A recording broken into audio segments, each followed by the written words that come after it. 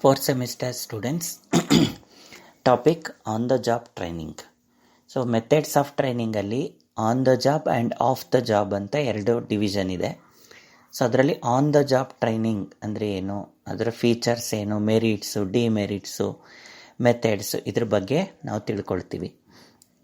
So on the job training ಅಂದರೆ ಏನು, ಆ ಪದನೇ ಹೇಳೋಂಗೆ the training is given at the workplace, at the actual work condition ಅಂತ.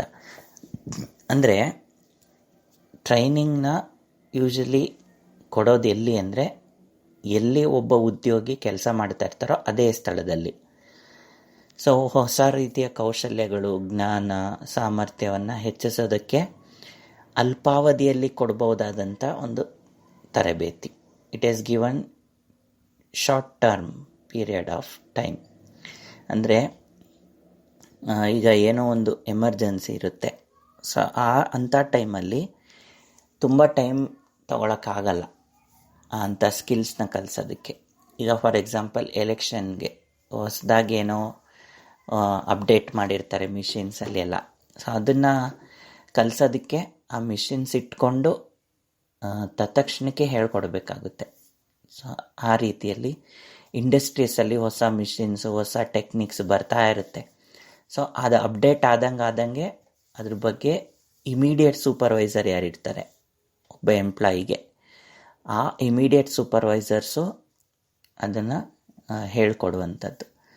ಈ ರೀತಿಯ ತರಬೇತಿಯು ಲರ್ನಿಂಗ್ ಬೈ ಡೂಯಿಂಗ್ ಅನ್ನೋ ಪ್ರಿನ್ಸಿಪಲ್ ಮೇಲೆ ನಿಂತಿದೆ. ಅಂದರೆ ಪ್ರಾಯೋಗಿಕವಾಗಿ ಮಾಡ್ತಾ ಮಾಡ್ತಾ ಕಲಿಯೋದು. ಸೊ ಈ ರೀತಿಯ ಕಲಿಕೆ ಹೆಚ್ಚು ಪರಿಣಾಮಕಾರಿಯಾಗಿರುತ್ತೆ. ಹಾಗಾಗಿ ಆನ್ ದ ಜಾಬ್ ಟ್ರೈನಿಂಗ್ ಅನ್ನೋದು ತುಂಬ important. Next heading, features of on the job training. So ಇದರ ಪ್ರಮುಖ ಗುಣಲಕ್ಷಣಗಳೇನು? ಅದರಲ್ಲಿ first one, focus on individualised training. ಅಂದರೆ ಒಬ್ಬ ವ್ಯಕ್ತಿಯನ್ನು ಗಮನದಲ್ಲಿ ಇರಿಸ್ಕೊಂಡು ತರಬೇತಿನ ಕೊಡುವಂಥದ್ದು. ಇಲ್ಲಿ ಯಾವುದೇ ಸಾಮೂಹಿಕ ತರಬೇತಿಗೆ ಹೆಚ್ಚು ಮಹತ್ವ ಇರಲ್ಲ. ಪ್ರತಿಯೊಬ್ಬ ವ್ಯಕ್ತಿಗೆ ಗಮನ ಕೊಟ್ಟು ಕಲಿಸುವಂಥದ್ದು. Second one, active monitoring and supervision. ಅಂದರೆ ಮೇಲ್ವಿಚಾರಣೆ ಅಥವಾ ಒಬ್ಬ ಉದ್ಯೋಗಿಯನ್ನು ನಿಗಾ ಇಡೋದು, ಉದ್ಯೋಗಿಯ ಮೇಲೆ ನಿಗಾ ಇಡೋದು ಅನ್ನುವಂಥದ್ದು ಕ್ರಿಯಾಶೀಲವಾಗಿರುತ್ತೆ, ಹೆಚ್ಚು ತೊಡಗಿಸ್ಕೊಳ್ಳುವಂಥದ್ದಿರುತ್ತೆ, ಭಾಗವಹಿಸುವ ರೀತಿಯಲ್ಲಿರುತ್ತೆ. ಸೊ ಅಂದರೆ ಅವ್ರನ್ನ ಏನು ತಪ್ಪು ಮಾಡ್ತಾರೆ, ಏನು ಕೊರತೆ ಇದೆ, ಯಾವ್ದು ಪರ್ಫೆಕ್ಟಾಗಿ ಮಾಡ್ತಾರೆ, ಇದ್ರ ಬಗ್ಗೆ ಎಲ್ಲ ಸೂಕ್ಷ್ಮವಾಗಿ ಗಮನಿಸ್ತಾ ಇರೋದು. Number 3, greater emphasis on practice by doing. ಅಂದರೆ ಇಲ್ಲಿ ಯಾವುದಕ್ಕೆ ಹೆಚ್ಚು ಪ್ರಾಮುಖ್ಯತೆ ಅಂದರೆ, ಪ್ರಾಯೋಗಿಕವಾಗಿ ಅನುಭವಿಸ್ತಾ ಮಾಡ್ತಾ ಕಲಿಯೋದಿರುತ್ತಲ್ಲ, ಅದಕ್ಕೆ ಹೆಚ್ಚಿನ ಮಹತ್ವ ಇರುವಂಥದ್ದು ಆನ್ ದ ಜಾಬ್ ಟ್ರೈನಿಂಗಲ್ಲಿ. Number 4, easy transfer of training. ಅಂದರೆ ಈ ರೀತಿಯ ತರಬೇತಿಗಳು ತುಂಬ ಸುಲಭವಾಗಿರುತ್ತೆ. ಯಾಕಂದರೆ ನೋಡ್ತಾ ಕಲಿಯೋದ್ರಿಂದ ಹೆಚ್ಚು ನೆನಪಲ್ಲಿರುತ್ತೆ, ದೀರ್ಘಕಾಲದವರೆಗೆ ಉಪಯೋಗ ಬರುತ್ತೆ. ಹಾಗಾಗಿ ತುಂಬ ಕಷ್ಟಪಡುವಂಥದ್ದೇನಿಲ್ಲ ಇದರಲ್ಲಿ. Next heading, merits of on the job training. ಅಂದರೆ ಇದರ ಅನುಕೂಲತೆಗಳೇನು? Number 1, provides hands on experience under normal condition, working condition. ಮೊದಲ ಅನುಕೂಲತೆ ಏನು ಅಂದರೆ, ಎಲ್ಲಿ ಸಹಜವಾಗಿ ಕಾರ್ಯನಿರ್ವಹಿಸ್ತಾ ಇರ್ತಾರೋ ಅಲ್ಲಿ ಹ್ಯಾಂಡ್ಸ್ ಆನ್ ಎಕ್ಸ್ಪೀರಿಯನ್ಸ್ ಅಂದರೆ ನಾವೇ ಕೈಯಾರೆ ಅನುಭವಿಸ್ತಾ ಕಲಿಬಹುದು. ನಾವು ಈಗ ಹೆಲಿಕಾಪ್ಟರ್ ಹೇಗೆ ಓಡಿಸೋದು ಅಂತ ಕಲಿಬೇಕಾದ್ರೆ ಆ ಹೆಲಿಕಾಪ್ಟರ್ನ ಓಡಿಸ್ದಾಗ ಮಾತ್ರ ಅದರ ತರಬೇತಿ ಪರ್ಫೆಕ್ಟ್ ಆಗುತ್ತೆ. ಈಗ ನೀವೇನೇ ಅನಿಮೇಷನಲ್ಲಿ ತೋರಿಸಿ ಏನೇ ಮಾಡಿದ್ರು ಹಾಗೆ. ಈಗ ಈಜು ಕಲಿಸ್ಬೇಕಂದ್ರೆ ನೀರಲ್ಲಿ ಇಳಿಸಿ ಕಲಿಸ್ಬೇಕು, ಅದು ಹ್ಯಾಂಡ್ಸ್ ಆನ್ ಎಕ್ಸ್ಪೀರಿಯನ್ಸ್.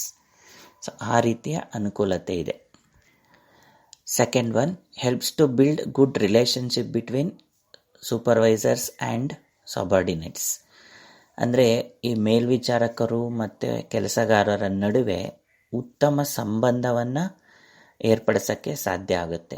ಸೊ ಆ ರೀತಿಯ ಒಂದು ಅನುಕೂಲತೆ ಆನ್ ದ ಜಾಬ್ ಟ್ರೈನಿಂಗಿಂದ ಸಾಧ್ಯ ಆಗುತ್ತೆ. ಉತ್ತಮ ಸಂಬಂಧ ಹೇಗಂದರೆ ಹೇಳ್ಕೊಡ್ತಾ ಇದ್ದಾಗ ಇಬ್ಬರ ನಡುವೆ ಒಂದು ಹೊಂದಾಣಿಕೆ ಆಗುತ್ತೆ, ಹಂಚ್ಕೊಳ್ತಾರೆ, ಪರಸ್ಪರ ನೋಡಿ ಕೇಳಿ ಕಲಿಯುವಂಥದ್ದು ಇದೆಲ್ಲ. Number 3, these training methods are cheaper, relatively less time consuming and cost. ಅಂದರೆ ಈ ಆನ್ ದ ಜಾಬ್ ಟ್ರೈನಿಂಗಲ್ಲಿ ಯಾವುದೇ ಖರ್ಚು ವೆಚ್ಚಗಳು ದುಬಾರಿ ಆಗಿರಲ್ಲ ಮತ್ತು ಹೆಚ್ಚು ಸಮಯ ತಗೊಳ್ಳಲ್ಲ. ಅತ್ಯಂತ ಸುಲಭವಾಗಿ ಅತ್ಯಂತ ಕೈಗೆಟುಕುವ ರೀತಿಯಲ್ಲಿ ತರಬೇತಿಯ ವಿಧಾನಗಳು ಇರುತ್ತೆ.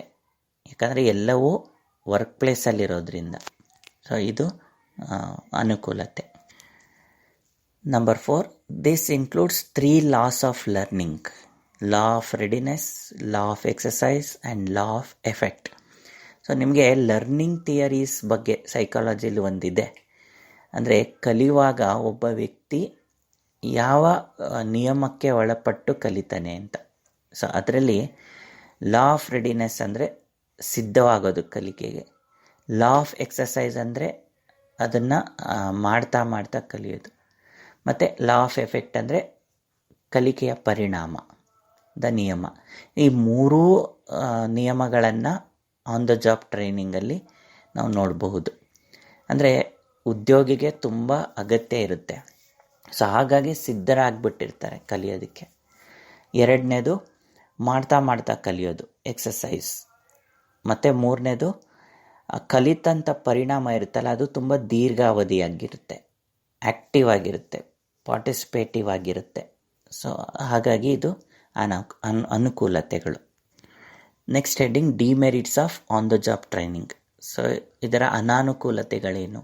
First one, it lacks structured training environment. ಅಂದರೆ ಯಾವುದೇ ಒಂದು ತರಬೇತಿ ಅಥವಾ ಕಲಿಕೆ ಅಂದಾಗ ಅದೊಂದು ರಚನಾತ್ಮಕವಾದ ವ್ಯವಸ್ಥಿತವಾದ ವಾತಾವರಣ ಇರಬೇಕು. ಈಗ ಕ್ಲಾಸ್ ರೂಮ್ ಅಲ್ಲಿ ಕಲಿಯೋದಕ್ಕೂ ನೀವು ಹೊರಗಡೆ ಎಲ್ಲೋ ಬಸ್ ಸ್ಟಾಪಲ್ಲಿ ಕಲಿಯೋದಕ್ಕೂ ವ್ಯತ್ಯಾಸ ಇರುತ್ತೆ. ಹಾಗಾಗಿ ಈ ಆನ್ ದ ಜಾಬ್ ಟ್ರೈನಿಂಗಲ್ಲಿ ಒಂದು ಅನಾನುಕೂಲತೆ ಏನು ಅಂದರೆ ಇದರಲ್ಲಿ ಯಾವುದೇ ಪರೀಕ್ಷೆಗಳಿರಲ್ಲ, ಯಾವುದೇ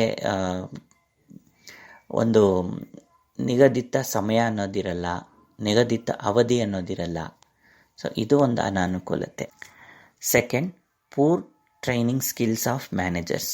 ಸೊ ಕೆಲವರು ಈ ಮ್ಯಾನೇಜರ್ ಅನ್ಸ್ಕೊಂಡವ್ರಿಗೆ ತರಬೇತಿ ಕೊಡೋ ಕೌಶಲ್ಯನೇ ಇರೋಲ್ಲ, ತುಂಬ ಕಡಿಮೆ ಇರುತ್ತೆ. ಕೆಲವ್ರಿಗೆ ಕೆಲಸ ಮಾಡೋಕ್ಕೆ ಬರುತ್ತೆ ಆದರೆ ಹೇಳ್ಕೊಡೋಕ್ಕೆ ಬರಲ್ಲ. ಸೊ ಇದು ಒಂದು ಅನಾನುಕೂಲತೆ. Number 3, absence of well defined job performance criteria. ಅಂದರೆ ತುಂಬ ಚೆನ್ನಾಗಿ ಕೆಲಸ ಮಾಡೋದು ಅಂದರೆ ಏನು, ಚೆನ್ನಾಗಿ ಕೆಲಸ ಮಾಡೋದನ್ನು ಹೆಂಗೆ ಅಳಿಯೋದು ಅನ್ನೋವಂಥ ಒಂದು ಮಾನದಂಡನೇ ಇಲ್ಲ. ಹಾಗಿದ್ದಾಗ ನೀವು ಚೆನ್ನಾಗಿ ಹೆಂಗೆ ಕೆಲಸ ಮಾಡಿಸ್ತೀರಾ? ಇನ್ನೂ ಚೆನ್ನಾಗಿ ಮಾಡು ಅಂದರೆ ನಿಮ್ಗೇನೋ ಒಂದು ಇರಬೇಕಲ್ಲ ಹೇಳೋಕ್ಕೆ. ಚೆನ್ನಾಗಿ ಮಾಡೋದು ಅಂದರೆ ಏನು? ಸೊ ಆ ಕ್ರೈಟೀರಿಯಾ ಇಲ್ಲ ನಮ್ಮ ಹತ್ರ, ಅದೊಂದು ಅನಾನುಕೂಲತೆ. Next heading, methods of on the job training. So ಇವಾಗ ಆನ್ ದ ಜಾಬ್ ಟ್ರೈನಿಂಗಲ್ಲಿ ಯಾವ್ಯಾವ ವಿಧಾನಗಳಿದೆ ಅಂತ ನೋಡೋಣ. ನಂಬರ್ 1, ಜಾಬ್ ಇನ್ಸ್ಟ್ರಕ್ಷನ್ ಟೆಕ್ನಿಕ್, ಜಿಟ್ ಅಂತ ಕರಿತೀವಿ. ಇದು ಒಂದು ಮೆಥಡು. ಸೊ ಇನ್ಸ್ಟ್ರಕ್ಷನ್ ಟೆಕ್ನಿಕ್ ಅಂದರೆ ಇಲ್ಲಿ ಉದ್ಯೋಗಿಯ ವರ್ತನೆಯ ಒಂದು ಆಧಾರದ ಮೇಲೆ ಕೌಶಲ್ಯಗಳನ್ನು ಅಭಿವೃದ್ಧಿ ಮಾಡುವ ಉದ್ದೇಶದಿಂದ ಮಾಡುವಂಥ ವಿಧಾನ. ಸೊ ಈ ವಿಧಾನ ಒಂದು ರೀತಿಯಲ್ಲಿ ಆನ್ ದ ಜಾಬ್ ಟ್ರೈನಿಂಗ್ ಅಂದರೆ ಹೇಗಿರಬೇಕು ಅಂತ ಒಂದು ಗುಣಮಟ್ಟನ ಮೌಲ್ಯಮಾಪನ ಮಾಡುವಂಥ ಒಂದು ವಿಧಾನ. ಸೊ ಹೀಗೆ ಇರಬೇಕು, ಏನೇನು ಮಾಡಬೇಕು ಅಂತ ಸೂಚನೆಗಳನ್ನು ನಿಗದಿತವಾಗಿ ಕೊಡುವಂಥ ಒಂದು ತಂತ್ರ ಇದೆಯಲ್ಲ, ಅದು ಒಂದು ಪ್ರಮುಖ ವಿಧಾನ. ಸೊ ಇದನ್ನು ಹೇಗೆ ಮಾಡೋದು? ಒಂದು ಸಿದ್ಧತೆಗೊಳಿಸ್ಕೊಳ್ಳೋದು, ಸಿದ್ಧರಾಗಿರೋದು, ಸಿದ್ಧತೆ ಮಾಡುವಂಥದ್ದು, ಏನೇನು ಮಾಡಬೇಕು, ಏನೇನು ಕಲಿಬೇಕು ಅನ್ನೋಂಥದ್ದು. ನೆಕ್ಸ್ಟು ಪ್ರಸ್ತುತಪಡಿಸೋದು. ಹೇಗೆ ಈಗ ಮಿಷಿನ್ ಕಲಿಬೇಕು ಅಂತ ತಯಾರು ಮಾಡೋದು ಒಂದು ಪ್ರಿಪೇರ್ನೆಸ್. ಸೊ ಪ್ರೆಸೆಂಟೇಷನ್ ಅಂದರೆ ಆ ಮಿಷಿನ್ಸಲ್ಲಿ ಏನೇನು ಪಾರ್ಟ್ಸ್ ಇದೆ, ಅದು ಎಲ್ಲಿರುತ್ತೆ, ಎಲ್ಲೆಲ್ಲಿ ಕನೆಕ್ಷನ್ಸ್ ಇರುತ್ತೆ, ಎಲ್ಲಿ ಸ್ವಿಚ್ ಆನ್ ಮಾಡಬೇಕು, ಎಲ್ಲಿ ಯಾವ ರೀತಿಯಲ್ಲಿ ನೋಡ್ಕೋಬೇಕು, ಹೆಂಗೆ ರಿಪೇರಿ ಮಾಡಬೇಕು, ಇದೆಲ್ಲ. ನೆಕ್ಸ್ಟ್ ಟ್ರೈಔಟ್, ಮಿಷಿನ್ಸ್ನ ಅವ್ರ ಕೈಲೇ ಹ್ಯಾಂಡ್ಸ್ ಆನ್ ಎಕ್ಸ್ಪೀರಿಯನ್ಸ್, ಅವರೇ ಹ್ಯಾಂಡಲ್ ಮಾಡೋ ಥರ ಮಾಡಬೇಕು. ಅದಾದಮೇಲೆ ಫಾಲೋಅಪ್ ಕೊನೆಯದಾಗಿ, ಅಂದರೆ ಇವರು ನಾನು ಹೇಳಿದ್ನೆಲ್ಲ ಕರೆಕ್ಟಾಗಿ ಅರ್ಥ ಆಗಿದೆಯಾ, ಅದನ್ನು ಅನುಸರಿಸ್ತಾ ಇದ್ದಾರಾ ಅಂತ. ಸೊ ಇಷ್ಟನ್ನು ನಾವು ಜಾಬ್ ಇನ್ಸ್ಪೆಕ್ಷನ್ ಟೆಕ್ನಿಕ್ ಅಂತ ಕರಿತೀವಿ. ಎರಡನೇ ಮೆಥಡು ಕೋಚಿಂಗ್. ಸೊ ಈ ಕೋಚಿಂಗ್ ಬಗ್ಗೆ ಹಿಂದೆ ನಾನು ಸಾಕಷ್ಟು ಹೇಳಿದ್ದೀನಿ. So coaching is giving guidance individual to one basis, ಅಂದರೆ ವೈಯಕ್ತಿಕವಾಗಿ ಒಬ್ಬರಿಗೆ ಮಾತ್ರ ಗಮನ ಇಟ್ಟು ಮಾರ್ಗದರ್ಶನ ನೀಡುವಂಥದ್ದು. ಸೊ ಈಗ ಸೂಪರ್ವೈಸರ್ ಯಾರಿರ್ತಾರೋ ಅವರು ಒಬ್ಬರಿಗೆ ಹೆಚ್ಚು ಸಮಯ ಕೊಟ್ಟು ಅವ್ರಿಗೆ ಜ್ಞಾನ, ಕೌಶಲ್ಯ ಮತ್ತು ಅವರ ದೃಷ್ಟಿಕೋನ, ಅವರ ವರ್ತನೆ ಇದು ಎಲ್ಲ ಸಮಗ್ರವಾಗಿ ಹೇಗಿರಬೇಕು ಒಬ್ಬ ಉದ್ಯೋಗಿಯಾಗಿ ಅಂತ ಹೇಳ್ಕೊಡುವಂಥದ್ದು.